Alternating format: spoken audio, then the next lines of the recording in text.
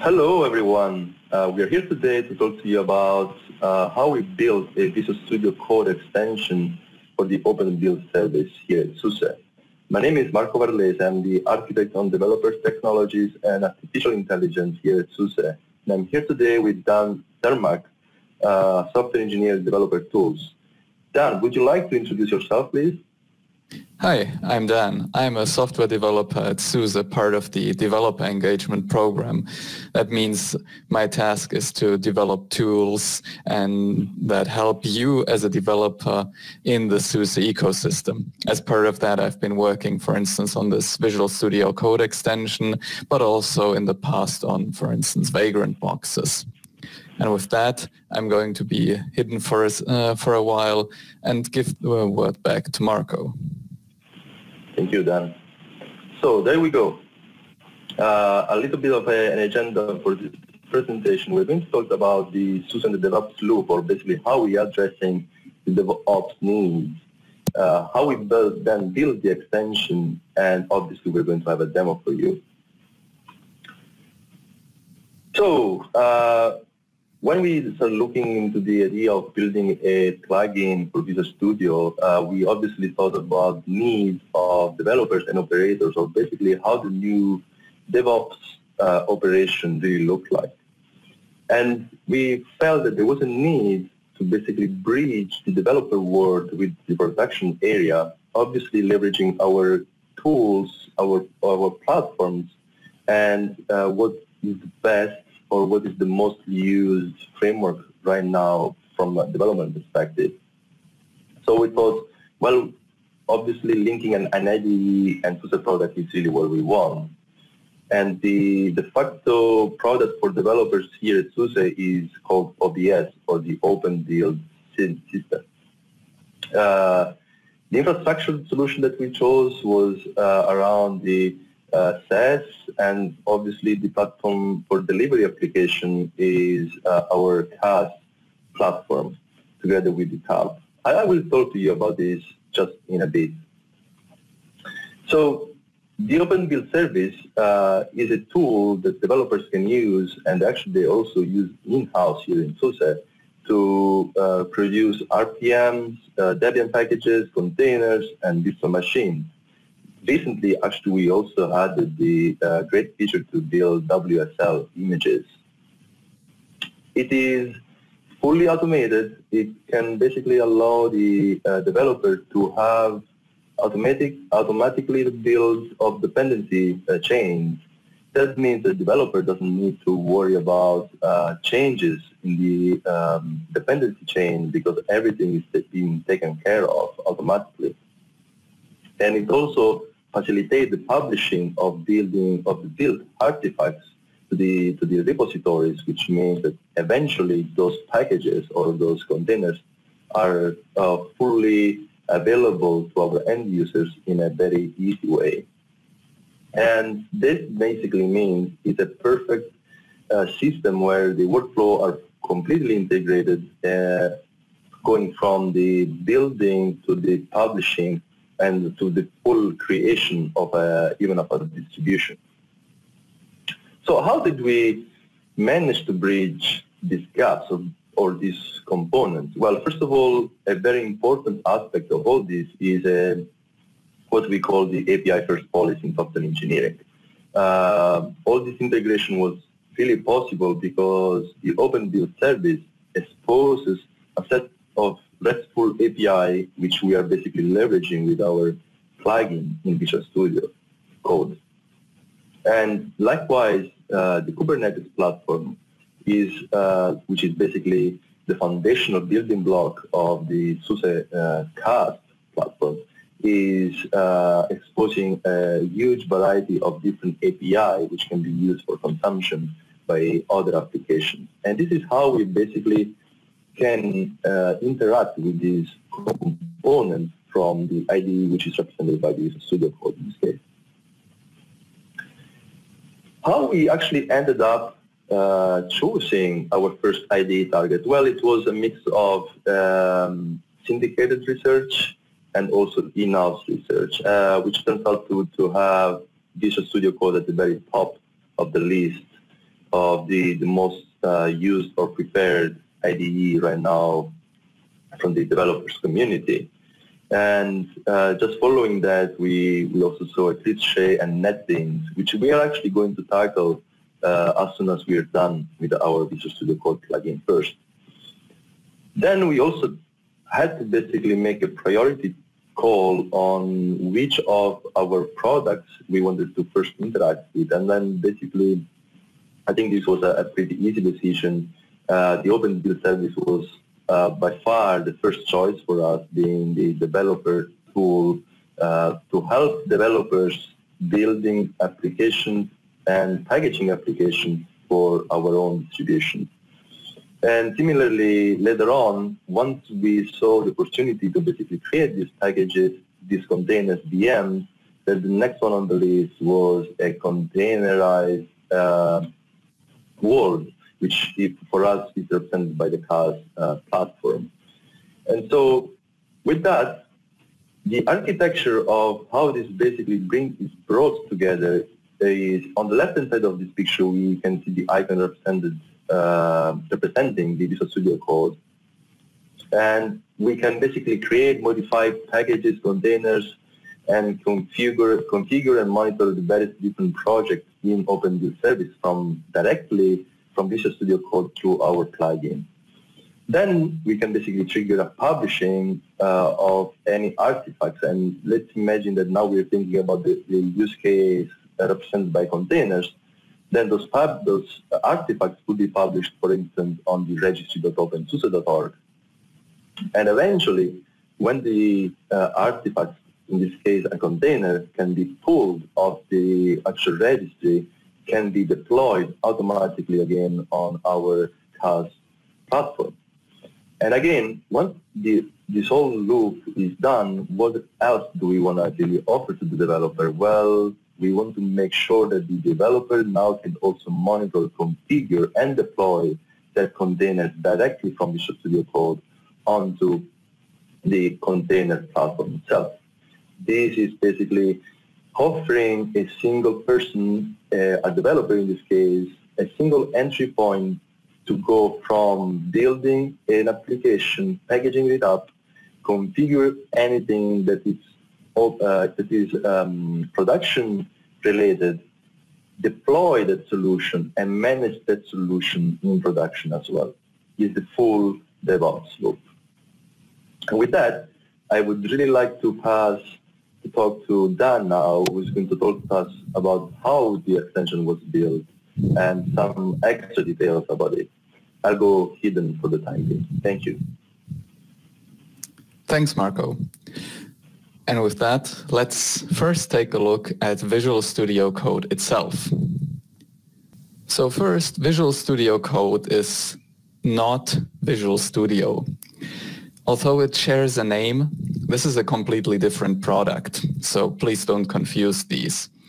Visual Studio Code is actually an open source cross-platform editor made by Microsoft.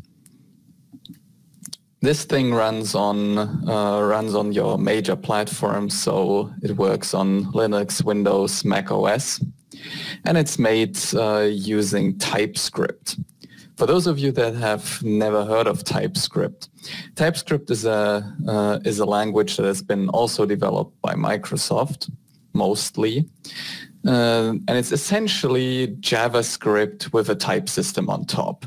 The nice thing about TypeScript is it's a strict superset of JavaScript. So if you have JavaScript, it's also valid TypeScript, which makes the entry to TypeScript very, very easy.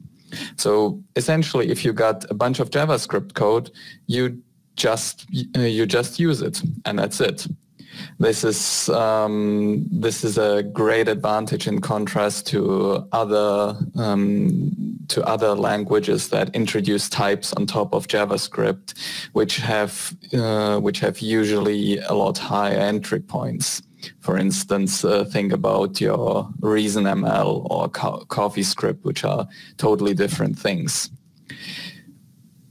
So, as I said, Visual Studio Code is built in TypeScript, and so This means this is essentially JavaScript, but still it's an editor. So this is achieved using the Electron framework. Electron is, in a nutshell, a headless Chrome browser. So your Visual Studio Code is actually Chrome, which renders a website, and this website is Visual Studio Code, your text editor. This has the great advantage that you can use JavaScript, and JavaScript is insanely popular.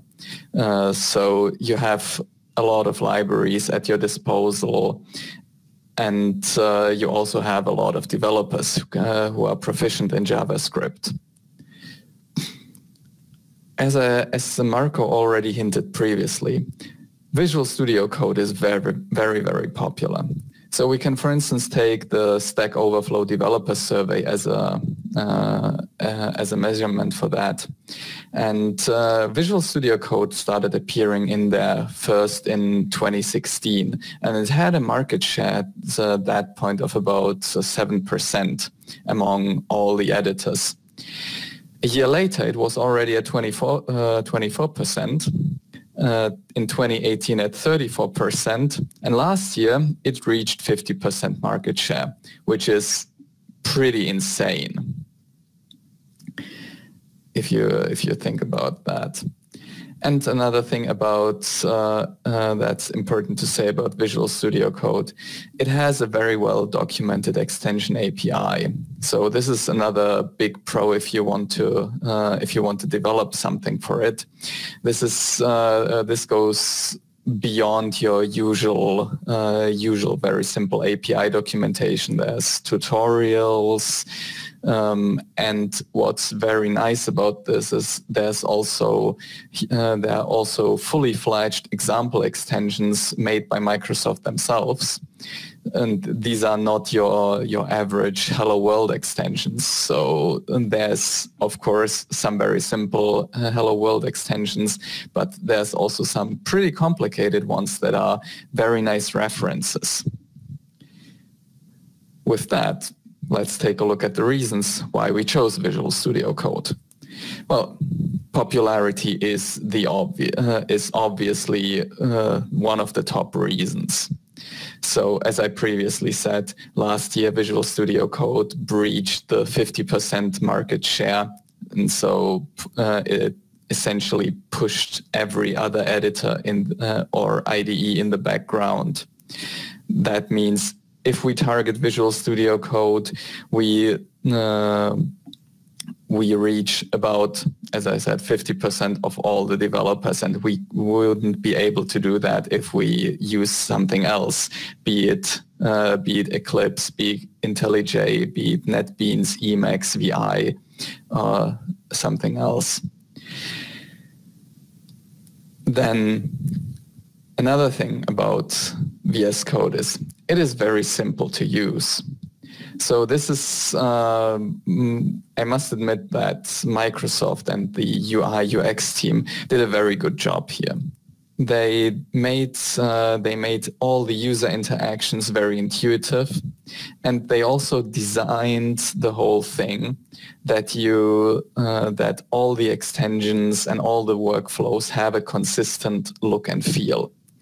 So if you, for instance, tried out some more powerful editors like Emacs or VI, there are also extensions for these. But since they can do lots and lots of different things, your various extensions can feel like something completely different. And to start using them efficiently, you usually end up reading a 10-page manual, and then it might be worth it. But it takes a lot of time to get into that. And VS Code prevents you from doing essentially this. So it forces a consistent UI, it forces a consistent user experience and user interaction, not only in the main editor, but also in the extensions. And last but not least, there's Visual Studio Code has first-class support for the Language Server Protocol, shorthand LSP. The Language Server Protocol is also a new invention by Microsoft, and this is a communication protocol between a so-called language server and a language client. And on a high level, you can think about this as a way how your editor can get insight into code, for instance, code linting, code warnings, compilation errors, etc., that are not directly built in to the editor, but provided by an external process, the so-called language server. The idea behind this is that if you have a programming language, you just write one language server, and all your different editors, so your Visual Studio Code, your IntelliJ, Emacs, VI, they just talk to the server directly, and you don't have to repeat the same thing over and over and over again. So we also plan to leverage this language server protocol later on for some code highlighting and code smarts. With that, let's go to challenges. So, as I said, Visual Studio Code forces a very consistent UI and UX, and this is not by accident. So this has been done by I would assume by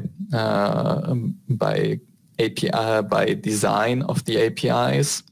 So you as a developer can only modify certain views. If you take a look at the image there, so this is yet another screenshot of Visual Studio Code, and you see your main editor window on the right-hand side. You see the console on the lower side, and a tree view on the left. And now, if you now develop an extension, you cannot insert arbitrary elements, arbitrary views, and customize everything. So, for instance, if you want to add something, you are more or less limited to the tree view in the pane on the left. That means whatever is in the editor, you can't really put a lot of information in there or create something like a fully custom view that shows something new.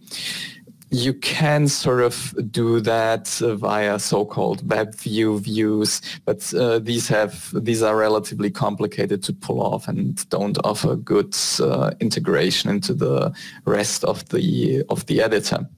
So they are a little bit frowned upon, since they can break this consistent UI that I was mentioning earlier.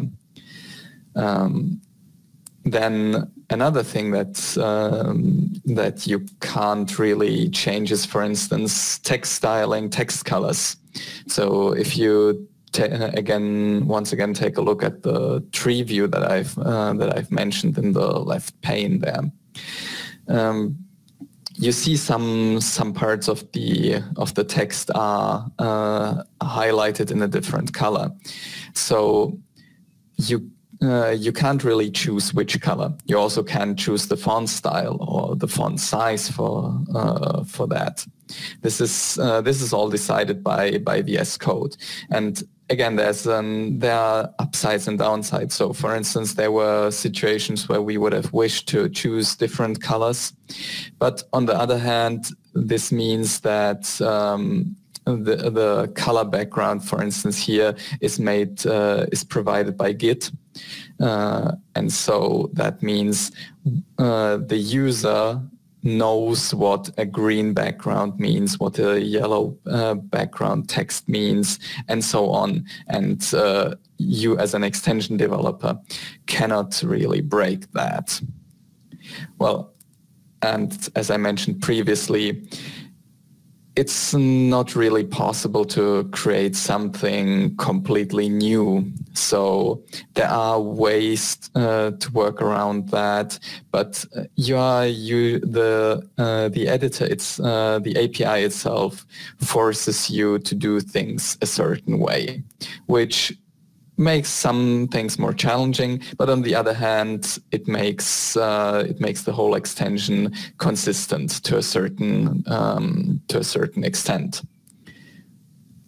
With that, let's take a look at UI and UX challenges, or let's say user-based challenges.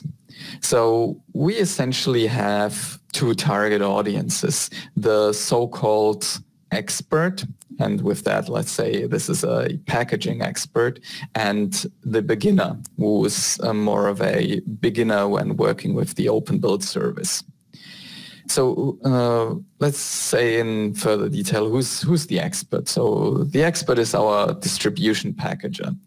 Think about someone who's maintaining a huge number of packages, more than 50 or up to a few hundreds. And the beginner is someone who's packaging, who has some experience with that, but not too much.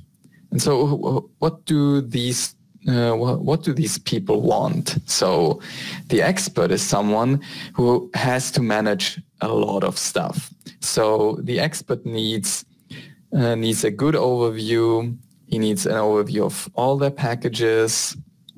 They need to view all of this quickly. They want to see their projects. They want to see requests for that, and they want to see that fast. So they need shortcuts. They need to access the version control. And also they certainly want syntax highlighting for the build recipes. They want a view if all their packages are building. They want auto completion, and so on and so on. The beginner, on the other hand, so think of the beginner as someone who's a software developer, and the software developer just wants to use OBS to deploy their project, or for instance at their day job, or as a part of an open source hobby project. And so they are not experts in this, and they maybe just want to build one package. So the beginner wants something simple. The beginner wants to be guided through the process, and preferably the beginner also isn't really too interested in the actual packaging process, and wants to work more on their actual project and just see OBS as a build farm. And this is quite a challenge, since we want to provide something that is useful for both of these groups, and this is not too easy, since if we make everything targeting just the expert, the beginner will be completely overloaded. And if we make something that's just for the beginner, it will be useless for the expert, which means we have to find a good middle ground. Last but not least, let's take a look at testing. So, testing is important, and testing is hard, since we are, in this case, we are testing a UI. And testing UIs is really, really hard, and sometimes very, very annoying. So you might be aware of various methods how testing can be done, for instance, unit testing and integration testing. Unit testing is by far, for most things, the most popular method. And a unit test is essentially you take one part of your code, for instance, a function, a class, and you test this individually, which is very easily doable, or in most cases easily doable if you are working with a library. But it gets pretty complicated with an UI. since your UI has a lot of state, and you need to set up all this state for your to test just a little chunk of code. And that means that your unit tests get littered with a lot of setup code, which makes these brittle, since if you make a mistake setting things up, you might get false negatives or you might get false positives. And then there's also parts of Visual Studio Code that are not too easy to unit test, since you have to wait for certain things to happen. So unit testing we are doing unit testing in certain parts, but it's in some places not too useful. So that leaves us more or less with doing integration tests. Integration tests are unfortunately also not too easy to pull off, since we have to test an extension that connects to the Open Build service. So we need to have a connection to the Open Build service, and you might not want to test this against the production instance, for instance, build.opensuse.org, since if you have a bug in the extension, which happens, then it might start deleting stuff, and that would be very bad. Or if you don't have a very stable internet connection, then your tests will also take ages to complete. But this is relatively easy to work around, since the Open Build Service team has an already pre-configured development environment that you can use, and we are using that to run our integration tests against that. There's also another thing that popped up as a challenge when doing testing, and that is authentication. So as I said, the Open Build service requires you to have an account to run anything in it, which means you have to have a password. Now, for that, you need to store this password somewhere, and this is usually done in the operating system's keyring, which on Linux means you're going to use libsecret, and libsecret unfortunately requires dbus, which means which makes it challenging to run this in a Docker container. So we've set up some hackery and build a fake libsecret library for that. If you are interested in that, you can take a look at the source code later. I'll show that. Well, and now for the actual integration tests, how do we run them? Since this is with UIs also relatively challenging, and we are lucky since someone at Red Hat actually implemented a test framework for that, and this test framework is called VS Code Extension Tester. As I previously said, Visual Studio Code is using Electron. So this is essentially just a website. And by just a website, I mean we can use all the test frameworks that exist for websites. And one of those is Selenium WebDriver, which essentially is a headless browser that you tell, click there, click here, enter text here, and observe which elements are there. And VS Code Extension Tester is just a wrapper around Selenium WebDriver that exposes a nice API to work with Visual Studio Code. So our integration tests are essentially just a simulation of the user interaction. In case you are familiar with OpenQA, imagine something like that, only working with Selenium WebDriver. Well, and with that, you can actually now give it a try. So if you have Visual Studio Code installed on your system, go to the marketplace and search for the Open Build Service connector and install it and give the extension a try. If you are interested in the source code itself, you can find it as part of the SUSE organization on GitHub.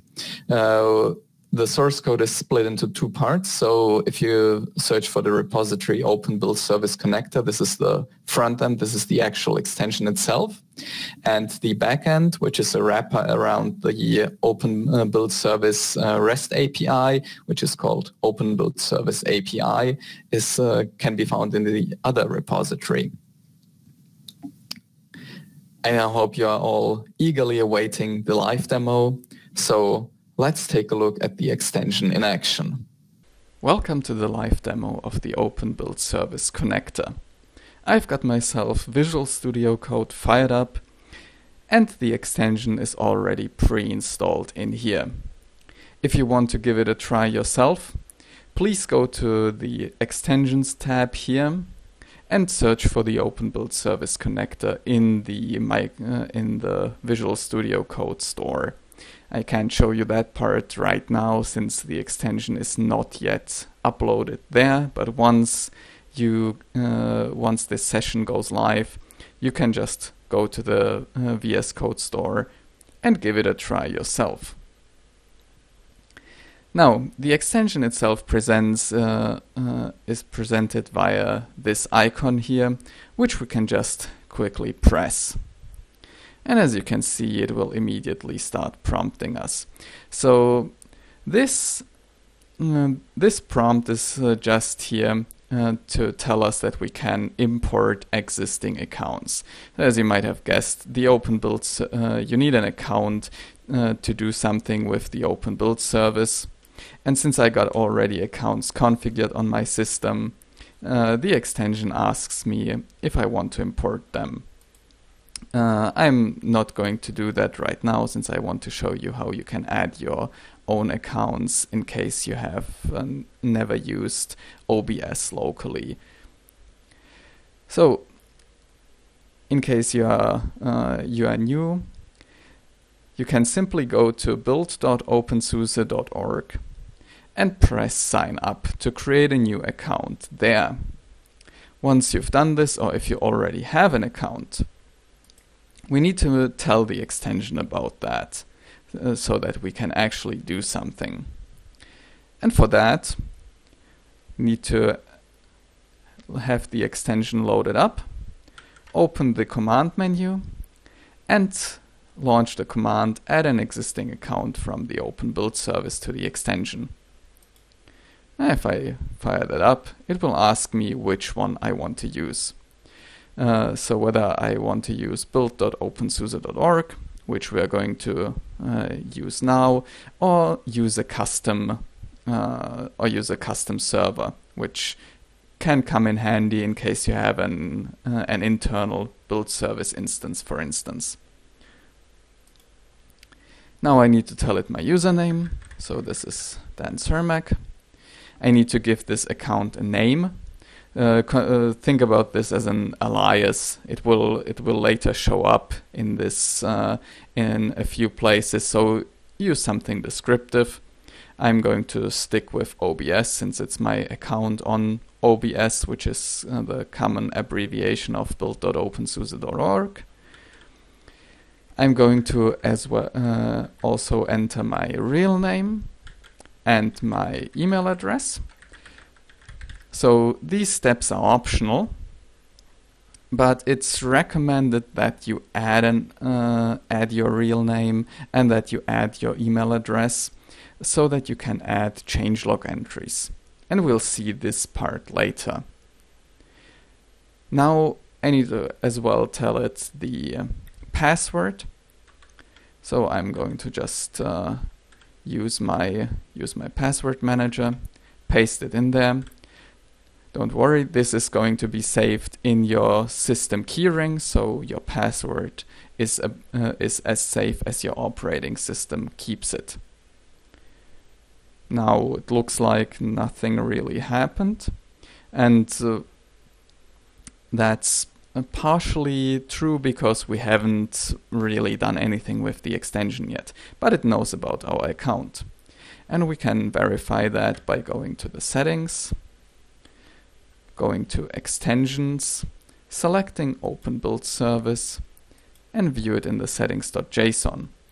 And as you can see, there's the setting for accounts, and you can see that there's the account with the name OBS, the URL to the API, email, real name, and username. And we can modify and change this to our liking. So for instance, I will just correct my name, which I've gracefully mistyped, and save this.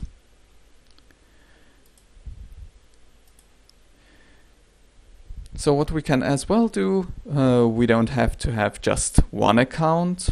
You can have as many as you like. So I have also a local instance running that I use for testing purposes. And as you can see, this is running on localhost. So I'm going to add this one as well. I'm just going to invoke the command. Now I need to select custom, and I need to now provide it with an URL.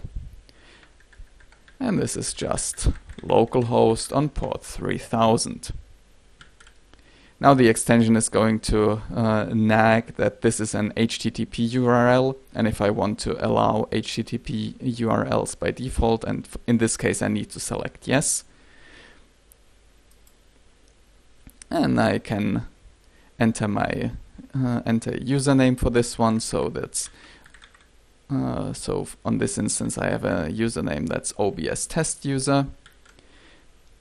The name I'm going to call this is localhost test instance. My real name, I'm just going to go with Dan, and Dan at localhost. And enter the password, and that's it. And now you can see there's another account that popped up in the settings, and also this setting that the extension asked us about. Now you also saw that something changed here. In the bookmarks we now suddenly got, since we got 2 accounts, the extension automatically added them so that we can sort bookmarked projects. Very well, so now we got everything, now we got our accounts set up and ready. And let's now do something actually useful. For that, I've prepared a package. So this is JTC. This is a JSON processing utility. Think of something like JQ, only a slightly different scope. And I've branched this into my home project since I want to fix something.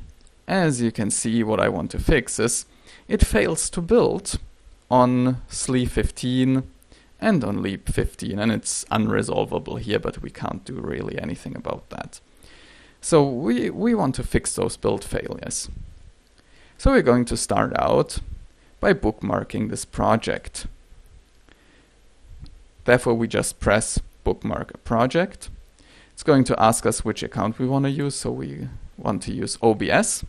And now the extension will give us a list of all the projects that exist on OBS. We could now scroll through this and find it, but well, there's literally tens of thousands of projects on OBS. So let's just use auto-completion and start entering the name. This is the project name.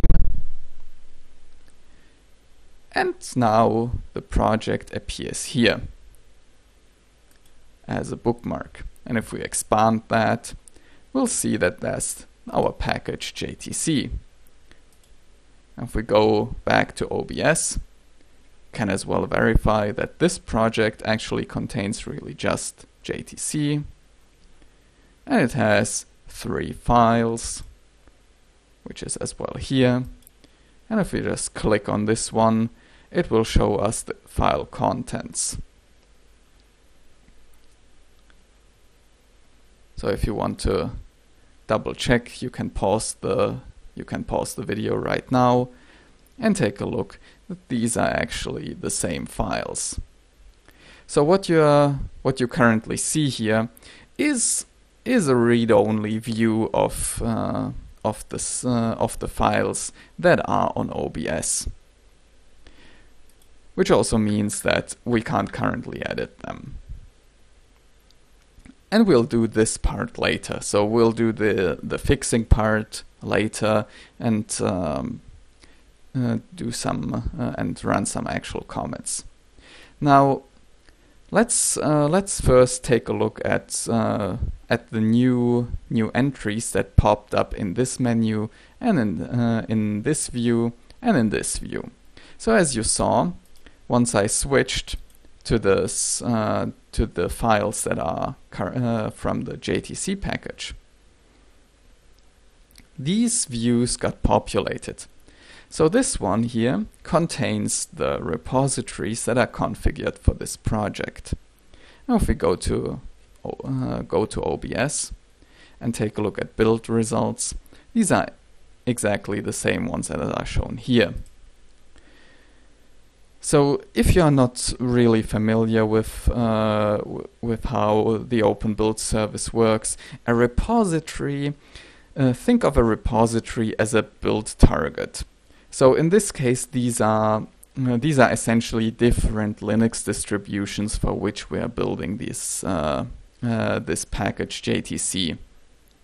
So we are building it for the various OpenSUSE distributions, for SLE, and for Red Hat Enterprise Linux. And we can modify these repositories from inside the extension.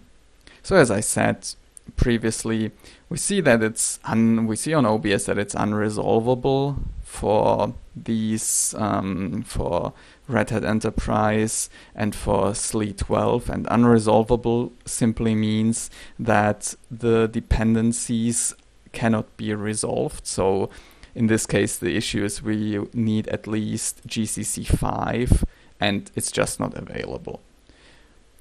So to reduce the load on OBS, we are just going to drop these, since it's not going to work there anyway. Well, let's just remove that one, remove SLE 12, SP4, and SP5. And now they're gone. And if we go back to OBS and refresh the page and wait for it to load, then we'll see they are gone. Cool, but removing is not the only thing that we want to do. Let's now say, hey, OpenSUSE Leap 15.2 is going to be released relatively soon, so maybe we should check if JTC actually builds there too. And to do that, we could simply add Leap 15.2 as a repository here. So we're going to press this button here, and we're going to get a selection of all the repository all the distributions that this instance of the Open Build Service supports. And in this case, we see we got all the OpenSUSE, SLE, Arch Linux, Raspbian, Debian, Ubuntu, Fedora, etc., etc., etc. As I said, we want to test Leap 15.2, so we're going to select Leap 15.2, and for a bit of testing also Leap 15.1. And if we wait a bit, we'll see that they will show up here. So we can now also take a look. If we expand this tree, we'll see that each repository has paths and architectures. The path is essentially tells us from which project and which repository will packages be available for this build target. And in this case, it's simply Leap 15.2 using the standard repository, and it's just building for these architectures, so just x86-64. We're going to now keep leap 15.2 and use leap 15.1 on ARM for messing around a little bit. So we can, of course, add additional paths. And for that, we get presented with exactly the same menu as we saw previously when selecting a project that we want to bookmark. And we can just take something that we like to include in here as well. So we are going to add SLE15 SP1 just for funsies. And once we select a project, we get a list of all the repositories that exist for this project, and we should select one. So let's just select standard. And let's add another one. Let's add Apache. And select the leap 15.1 repository. Very nice. We can now as well start modifying architectures. So since this is leap 15.1 ARM, let's add also these ARM architectures and wait for them to show up. And we can remove our ARM64 just for showcasing. Very nice. So this is that view. So you can use this to modify and add new and add repositories. And I also mentioned this view. So this simply shows you the currently active project of this text editor. So at this point, it will just show you either nothing or JTC, since that's the only bookmark that we got. So to view something, to show how this actually works, let's bookmark another project.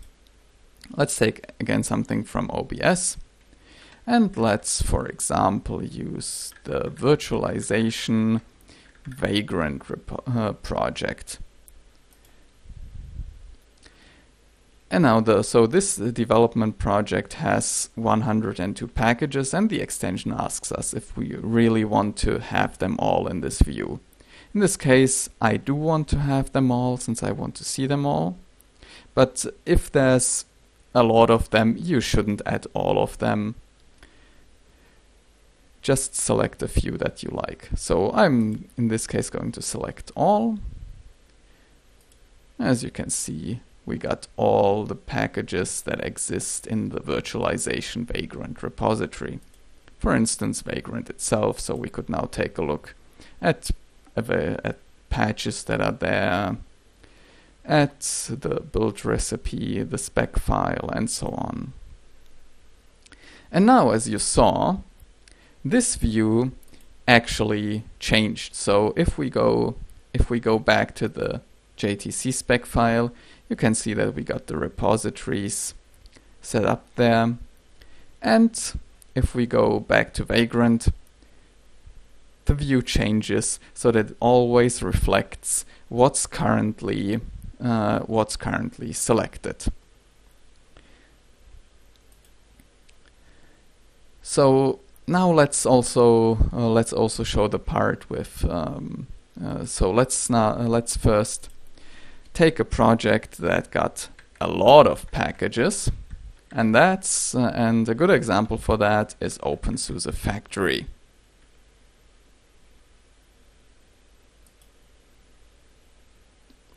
This one got nearly 13,000 packages, so that's really a lot, and we don't want to add them all.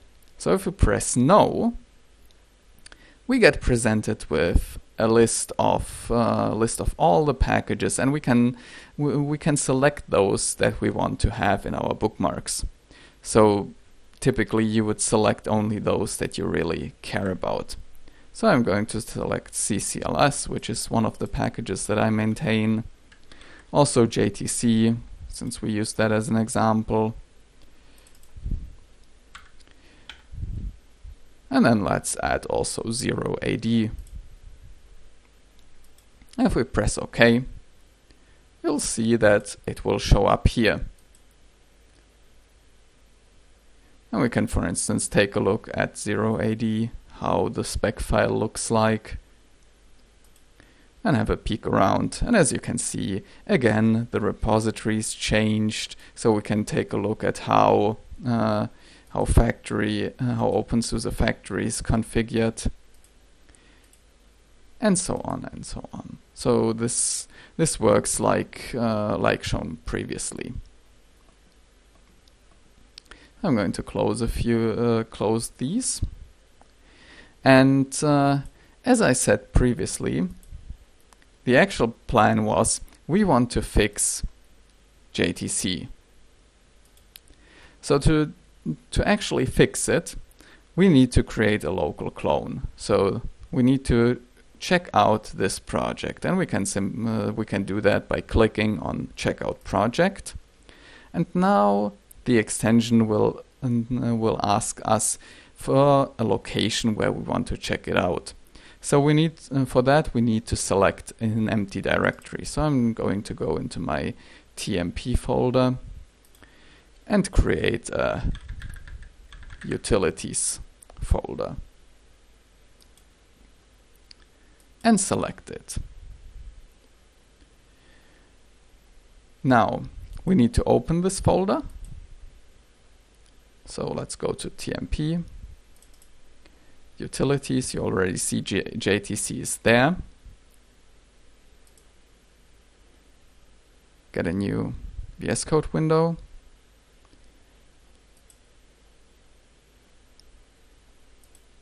So quickly ignore these. And we are going to open the spec file and the changelog. So now you see this is a local file. So we can actually do modifications in there. If we just include something, so for instance we just add a pointless line in here, and you see the source control also shows that there are changes in there. So this is directly plugged into the version control system that OBS has. So we can see there's one changed file in this directory, and that's the spec file since we changed it, since we just added this line. So let's remove this, it will disappear. So this works kind of similarly to the Git extension. So for instance, if we delete, if we change this line, gotta inserted a change, delete this one, can add new lines in here, and you see you can click on the fringe, and you'll get exactly the same stuff as with the Git extension. So I can revert individual changes, can see what I did in here, which was also just a deletion. And I can do as well, I can go into the source control, take a look at this file, and take a look at the full diff by pressing this the diff button, and you'll see on the right hand side is our current state, and on the left hand side is the original file. We're going to just quickly close that, discard the changes in there since they were just wrong, and now we are going to correct the spec file. And what's the issue here? So for those of you that are more familiar with RPM spec files, the issue is that this macro is not defined on older distributions, and we can fix that by using this syntax.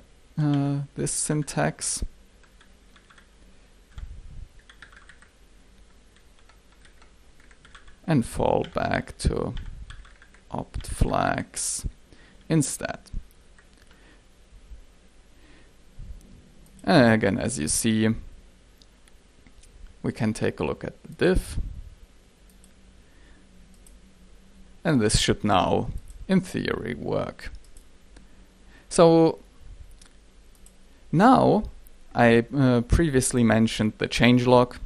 So since we did, although just a small change, we should add a changelog entry, as this is customary to do for packages in OpenSUSE. And we can of course now start copying this and create it all manually, but that's very tedious. So we can do that via the source control provider. And for that, I'm just going to enter a changelog entry. So use opt flags when build cxx flags is not defined. And we are going to press add an entry to the changelog. As you can see, suddenly the changes file is also modified. So this now opened the div view. If we go here, you can see a new changelog entry, and it got added just now. So now we need to commit those changes, and we're going to use the same commit message since I'm not very creative right now. I'm going to say commit. As you see now, suddenly these are no longer unmodified. And you see in the package history, there's now a new commit that appeared.